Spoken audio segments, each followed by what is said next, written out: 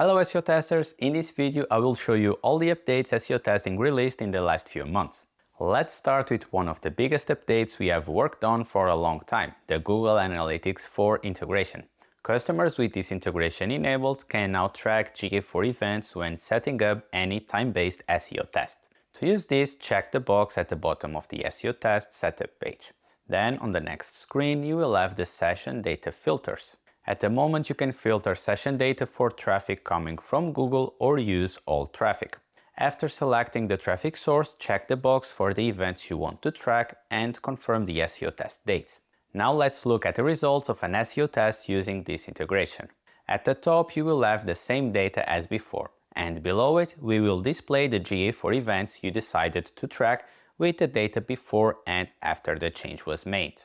Moving on, we also released two improvements to single SEO tests.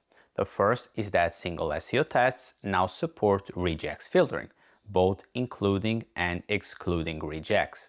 The second was the introduction of the Compare Queries button on the SEO tests results page.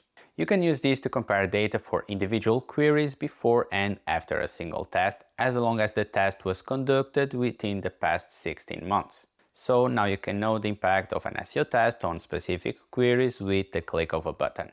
Next, let's talk about a new brand versus non-brand report. This report in SEO testing will give you an overview of how your site is performing in Google search results from a brand versus non-brand perspective. Just enter your brand keywords in a regex format and press the button to run the report.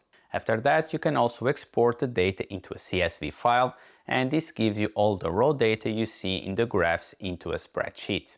Another nice thing about this report is the Brand Queries button. By clicking on this button, SEO testing will take you to the All Queries report and filter queries using the regex you entered in the brand versus non-brand report. This allows you to see all the brand queries that are generating traffic to your website alongside the URL that is ranking for each query. Staying on the topic of brand queries, now you can exclude them from the keyword cannibalization report. First, you need to add the brand queries to the site. To do this, run the brand versus non-brand report first, or go to the website settings and put the brand queries there. Now you just need to check the exclude website brand queries box before requesting a new keyword cannibalization report. Content groups also got an update, as you can now use regex filters for creating content groups. You can use both include and exclude filters here. We also added regex filtering when adding a new website to SEO testing. This improves the use case where you want to filter out brand traffic for an entire site in SEO testing or view data only focusing on subsections of a domain. And last but not least, we introduced a date picker into the page details. On SEO testing, when you see a URL, you can click on it and we take you to the page details view. This shows Google Search Console data for the URL you clicked on, and before it was hard-coded to show data for the last 90 days.